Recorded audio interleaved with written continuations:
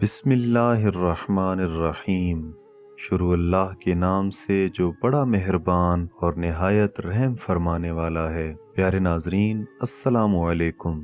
آج ہم آپ کے سامنے حضور غوث پاک رحمت اللہ علیہ کے ایک عقیدت مند مرید کا نہایت ہی دلچسپ اور سبق آموز واقعہ لے کر حاضر ہوئے ہیں کہ جب وہ مرید مصیبت میں مبتلا ہوا تو حضور غوث پاک رحمت اللہ علیہ نے کس طرح اس کی دستگیری فرمائی۔ اس واقعے کو مکمل طور پر سمجھنے کے لیے ہماری ویڈیو کو آخر تک ضرور دیکھیے گا اور پسند آنے پر لائک اور شیئر کیجیے گا۔ پیارے ساتھیوں، پرانے وقتوں کی بات ہے کہ کسی علاقے پر ایک بادشاہ حکومت کرتا تھا۔ یہ بادشاہ انتہائی لالچی اور ظالم قسم کا انسان تھا۔ اس بادشاہ کا ایک سپہ سالار تھا جو بہت ہی طاقتور اور ہوشیار آدمی تھا، اور ساتھ ہی ساتھ میں یہ ایک جادوگر بھی تھا، لیکن سب سے بڑھ کر کہ یہ بادشاہ کا نہایت ہی وفادار تھا۔ بادشاہ نے اپنے اس جادوگر سپہ سالار کی مدد سے ایک زیر زمین غار بنوائی ہوئی تھی جس میں وہ اپنا خزانہ رکھا کرتا تھا۔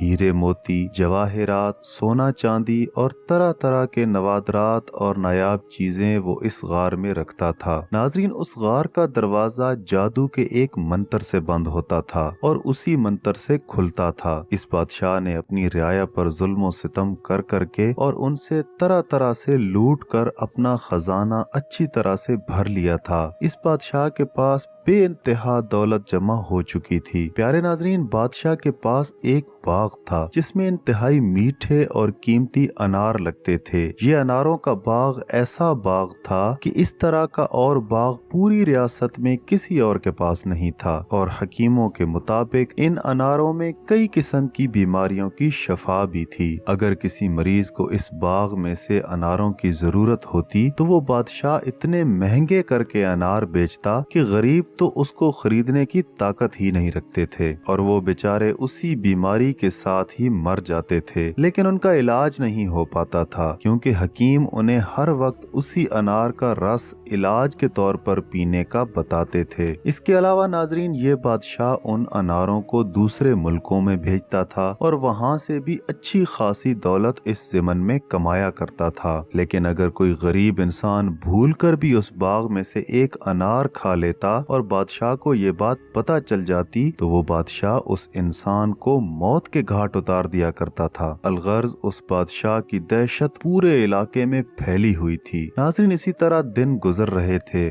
اور لوگ اس بادشاہ کا ظلم و ستم خاموشی سے سہ رہے تھے، لیکن ساتھ ہی ساتھ اللہ تعالیٰ سے دعا بھی کر رہے تھے کہ وہ اس ظالم کی قید سے انہیں آزاد فرمائیں۔ پیارے ساتھیوں، ایک دن کیا ہوا کہ اس علاقے میں حضور غوث پاک شیخ عبد القادر جیلانی رحمت اللہ علیہ کے ایک مرید کی آمد ہوئی جو علاقے کی مسجد میں رات گزارنے کی غرض سے چلا گیا۔ جب رات کا اندھیرا چھا چکا تھا تو ایک شریف انسان نے اس کو کافی دیر مسجد میں بیٹھے ہوئے دیکھا تو اس سے پوچھنے لگا کہ خیریت تو ہے بھائی، تم کون ہو اور اتنی دیر سے مسجد میں کیوں بیٹھے ہو؟ تو غوث پاک کے اس مرید نے بتایا کہ محترم، میں ایک مسافر ہوں، بغداد سے آ رہا ہوں اور آج کی رات یہاں قیام کروں گا۔ اس شریف انسان نے اس مسافر کو اپنے ساتھ لیا اور اسے اپنے گھر لے آیا، اس کو کھانا کھلایا اور رات رہنے کے لیے جگہ بھی دی۔ کھانا کھانے کے بعد غوث پاک رحمت اللہ علیہ کا وہ مرید اپنے میزبان سے کہنے لگا کہ محترم، میں نے سنا ہے کہ آپ کے علاقے کے انار بہت مشہور ہیں، کیا آپ مجھے انار کھلا سکتے ہیں؟ میزبان نے کہا، آپ بالکل ٹھیک کہہ رہے ہیں، لیکن وہ انار آپ کو کسی بھی قیمت پر نہیں مل سکتے۔ ناظرین، یہ سن کر مسافر حیران رہ گیا کہ آخر ایسا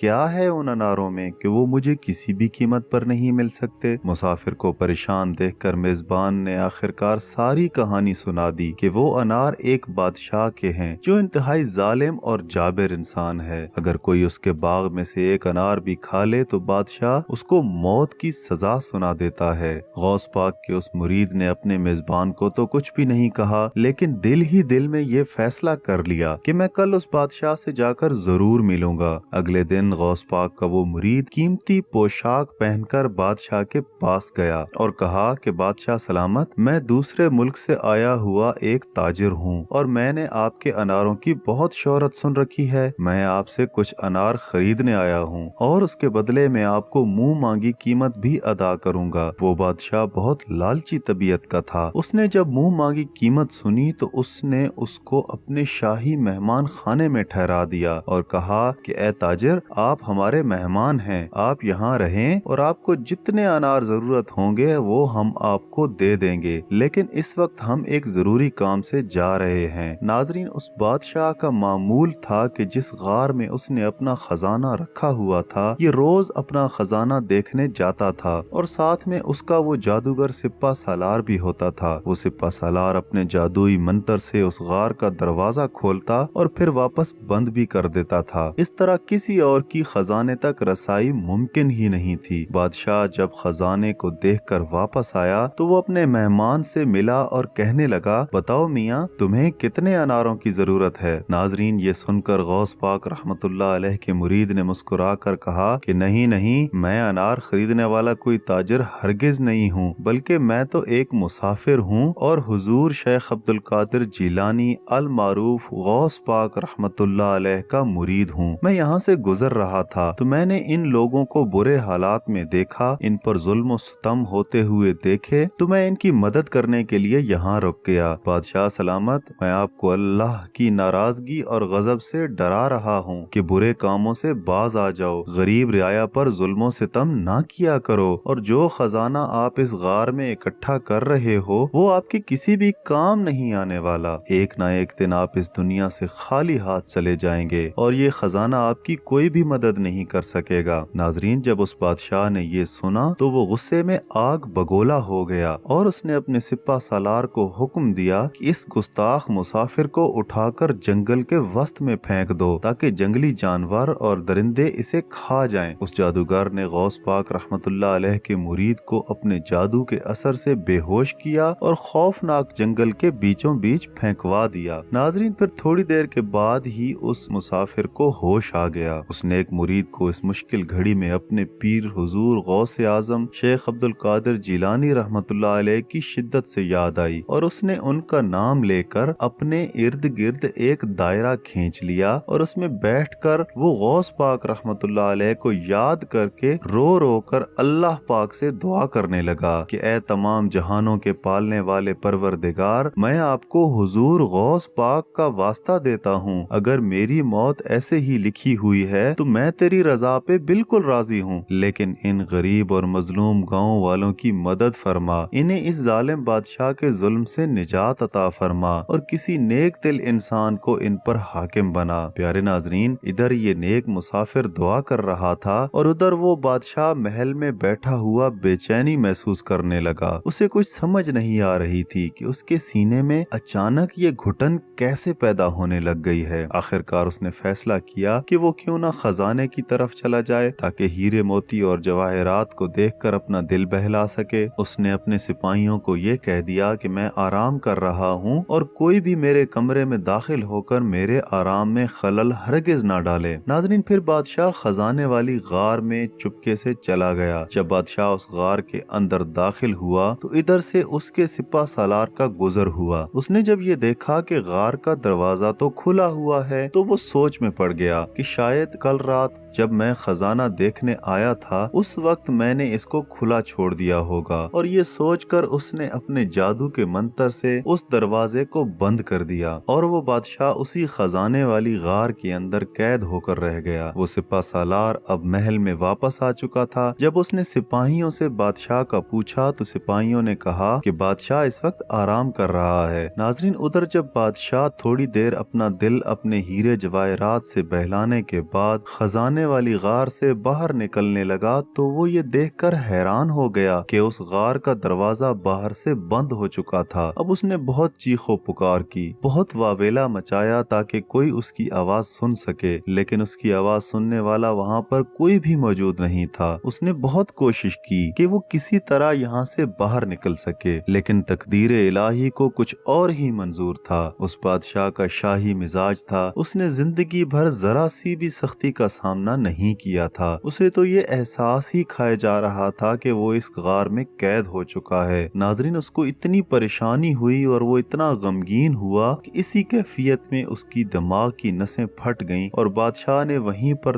تڑپ تڑپ کر اپنے ہیرے جواہرات کے ڈھیر کے اوپر جان دے دی۔ ناظرین، ادھر کیا ہوا کہ جب کافی دیر کے بعد بادشاہ کی کچھ خبر نہ آئی تو اس کے سپہ سالار جادوگر کو پریشانی ہوئی۔ اس نے بادشاہ کو تلاش کرنا شروع کر دیا اور تلاش کرتا کرتا یہ اس خزانے تک جا پہنچا اور غار میں جا کر اس نے جب دیکھا کہ بادشاہ کی لاش ساری زندگی کی اکٹھی کی ہوئی دولت کے اوپر پڑی تھی اور اس دولت نے بادشاہ کی جان نہیں بچائی تھی اور بادشاہ بے یار و مددگار کسی سائل و فقیر کی طرح دولت کے انبار پر جان گنوا چکا تھا۔ ناظرین، جب اس نے اپنے بادشاہ کی یہ حالت دیکھی تو اسے غوث پاک رحمت اللہ علیہ کے اس مرید کے وہ جملے یاد آ گئے کہ ایک دن یہی دولت جسے تم اپنی زندگی مانتے ہو، جسے تم اپنی حیات کا مقصد جانتے ہو، یہی تمہاری زندگی ختم کر دے گی۔ ناظرین، یہ سپہ سالار بادشاہ کی لاش دیکھ کر گم سم کھڑا تھا اور تھوڑی دیر کے بعد بغیر کچھ سوچے سمجھے یہ جنگل کی طرف چلا گیا۔ اسے اپنی منزل معلوم نہیں تھی کہ یہ کہاں جا رہا ہے، بس اس کے دل میں دنیا سے اکتاہٹ پیدا ہو گئی۔ یہ اپنی باقی کی زندگی ویرانوں میں گزارنا چاہتا تھا۔ ابھی یہ جنگل میں گیا ہی تھا کہ اس نے دیکھا کہ غوث پاک رحمت اللہ علیہ کا وہی مرید جسے اس نے جنگل میں چھوڑ دیا تھا سجدے میں پڑا ہوا ہے اور اللہ تعالیٰ سے دعا فرما رہا ہے۔ اس سپہ سالار نے اس نیک دل انسان کے پاؤں پکڑ لیے اور اپنے تمام گناہوں کی معافی مانگی۔ ناظرین، غوث پاک کا وہ مرید ایک انتہائی رحم دل انسان تھا۔ اس نے اس سپہ سالار کو فوراً معاف کر دیا اور پھر سپہ سالار کی ضد اور اصرار پر غوث پاک رحمت اللہ علیہ کے اس مرید کو اس علاقے کا بادشاہ بنا دیا گیا اور سب لوگوں کے ساتھ اچھا برتاؤ کیا جانے لگا اور سب سے بڑھ کر وہ اناروں کا باغ اللہ تعالیٰ کی راہ میں وقف کر دیا گیا۔ جس بھی غریب یا ضرورت مند کو ان اناروں کی ضرورت ہوتی وہ بلا جھجک وہاں سے لے لیتا اور سب لوگ ہنسی خوشی رہنے لگے، کیونکہ اب وہاں پر ایک ظالم بادشاہ کی حکومت نہیں تھی بلکہ حضور غوث پاک کا ڈنکا بجتا تھا۔